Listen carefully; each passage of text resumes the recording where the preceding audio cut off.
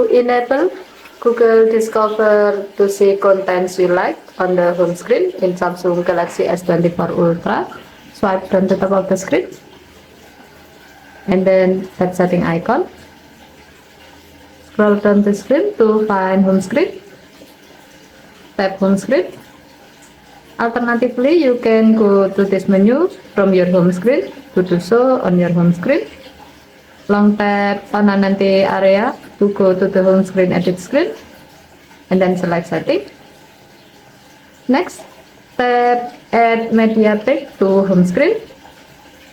If this menu is still off, tap the on off switch until the switch turns blue to turn it on.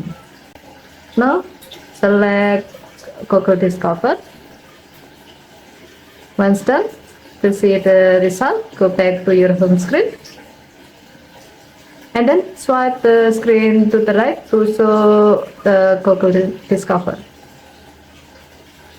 Here you can see some contents related to your interests based on your web and app activity, such as news with a topic you often search in the Google search,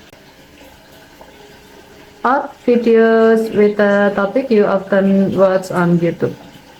Okay, thank you for watching. Have a nice day.